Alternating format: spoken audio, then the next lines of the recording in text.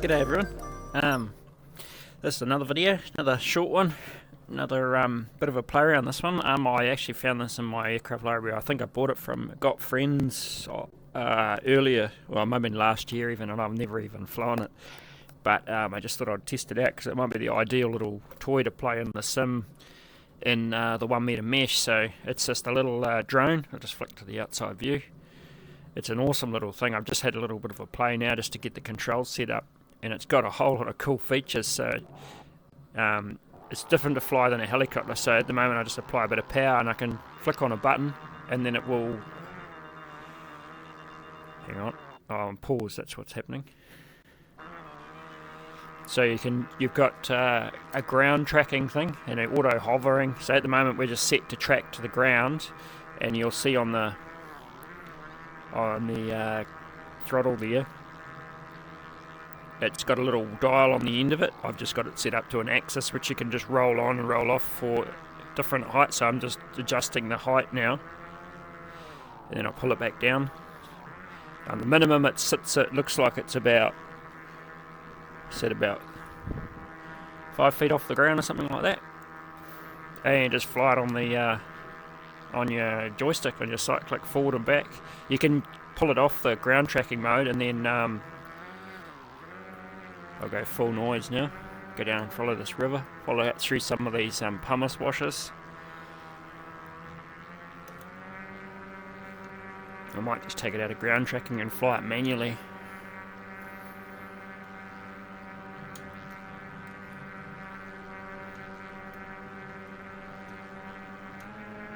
There's like a boost button I think too you can hit. So we're doing, what's that, knots, 75 knots. It's not particularly fast, but it's great for exploring low level stuff.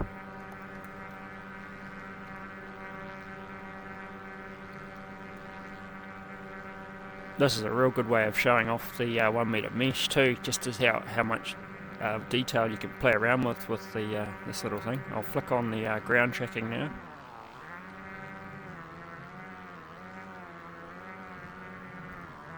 I'll just try how good the ground tracking is and go full throttle. See if it'll crash into anything or not. It's just the trees it will probably hit, but it will, because it just follows the terrain, I think.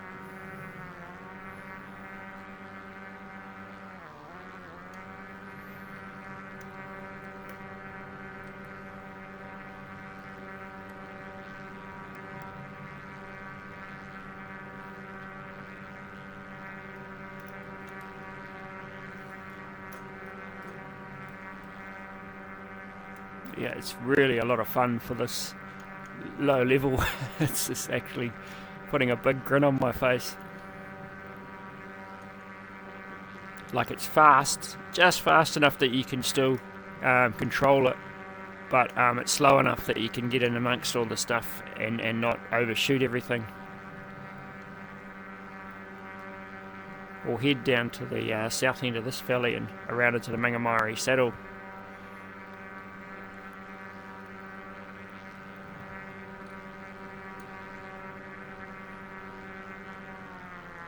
And I think you could probably take your time too with just flying it slow if you wanted to, like up through these little things, to these little washouts and that to explore.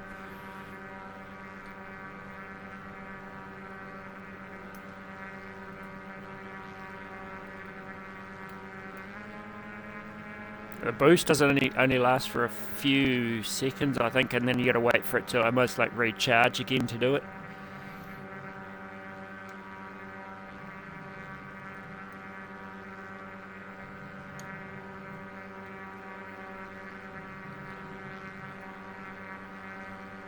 It's got different options. You can turn on the little guards on the blades as well if you want, or you can have them off. It looks quite cool with the little fins out the side, so I've got them turned on. You'll probably notice a few rocks in the air around here. It's just probably because I haven't adjusted them to the 1 meter mesh yet.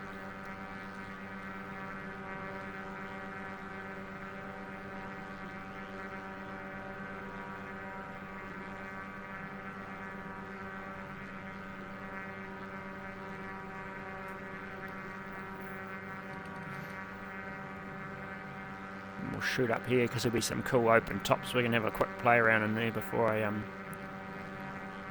park it away.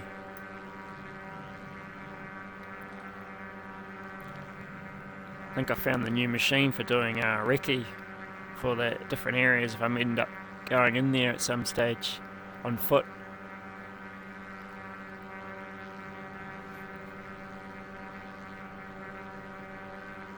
It feels very small when you're in the cockpit of it.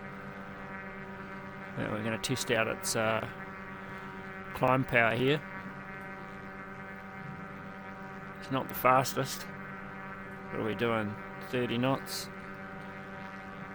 I wonder what its performance like is at altitude.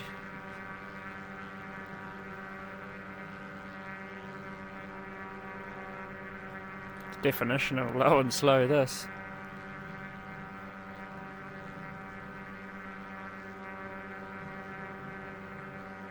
Speed up and try and get up on that Wongakia up there.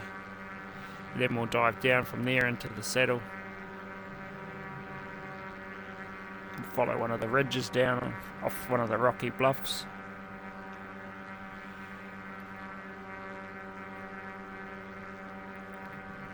Definitely not a cross-country machine to go A to B. A bit slow for that. Here we go. Now we're getting into some rocky stuff now. I should have actually switched on the map enhancement and had the ArcGIS aerial overlay because it's a lot more high def than this default.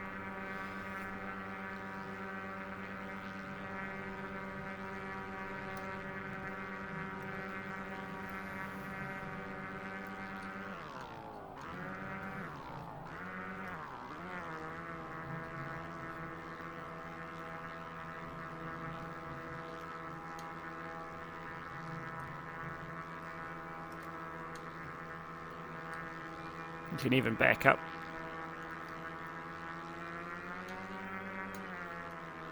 I was probably set on a low setting there and I hauled it. Alright, let's go down into the saddle.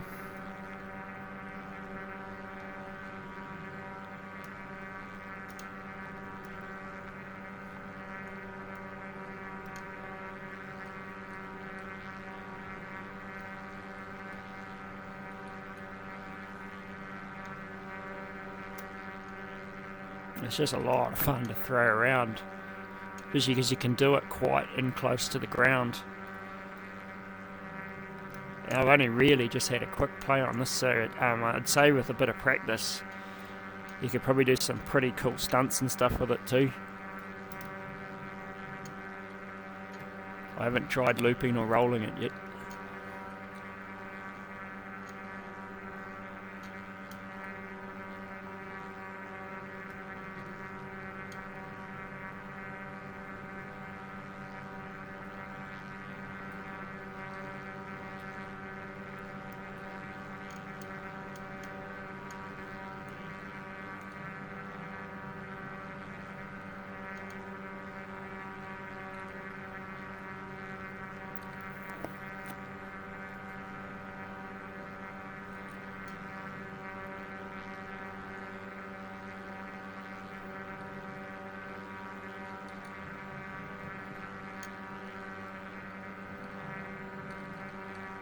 Every single little turn and twist to the river or the stream is all carved into the landscape. It's so cool to see in the sim.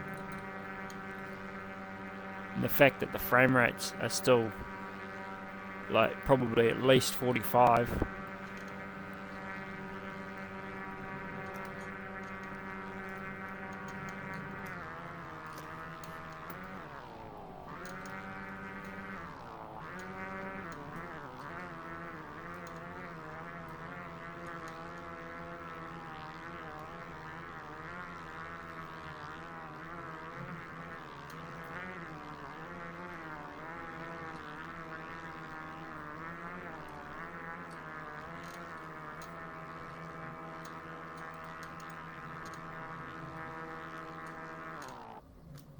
Landed.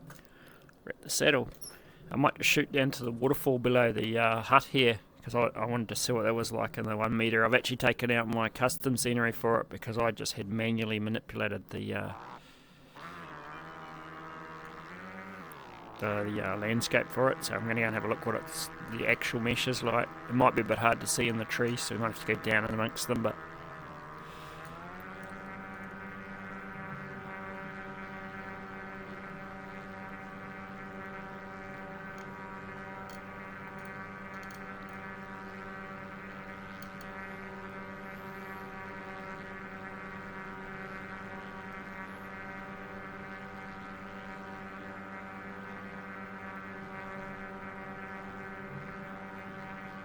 should be coming up just down the bottom here.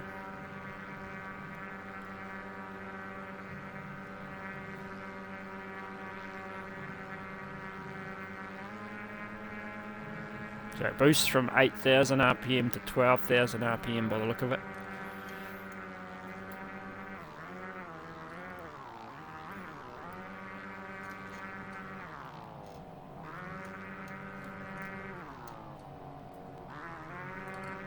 There's where the waterfall in real life comes out through the trees there.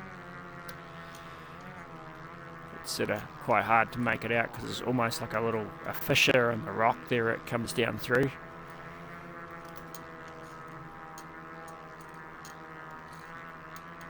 But the clarity of it is pretty amazing. Let's go up through here and back up to the hut.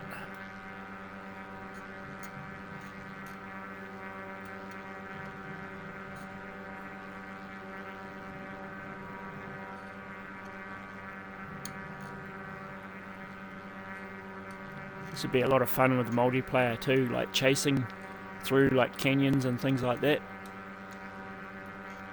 Let's just climb up onto the tops and shoot back down to the hut and park up.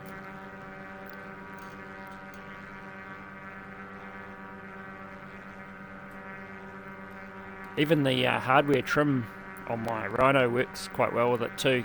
There's not a lot of force feedback, obviously being a drone, it's just electric motors, but I find the hardware force feedback is quite the trim because you're having to push forward obviously to travel in a forward direction, so you can actually just keep it locked forward.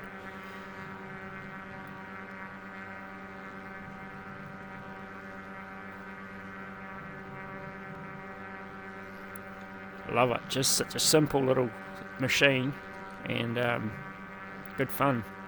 I've seen videos of them on YouTube actually, so I think there are some around somewhere. I don't know what the regulations are about actually using them, or how long the battery life is on them and that sort of thing. But they must be pretty cool, pretty fun to have a blast in.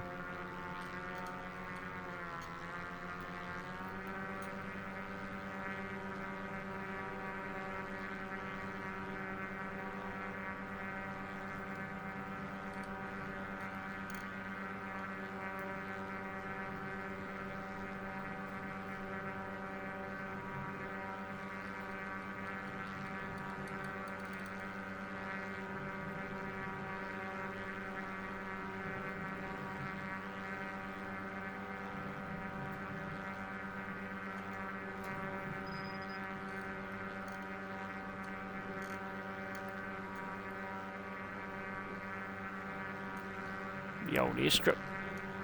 You see, notice, I'll come back around actually. The airstrip, the aerial overlay is just to the left hand side of the actual groove where it is scoured out.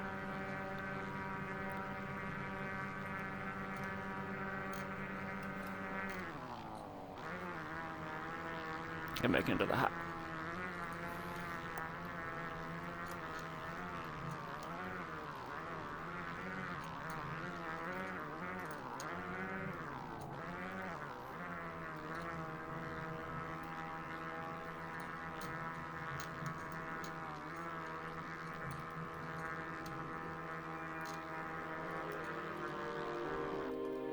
Done. It's weird how they shut off, but I guess that's electric motors. They just switch on like a normal drone. Ah, sweet as. Well, that was a bit of a different fun thrill. So hope you enjoyed that. I'll catch you around.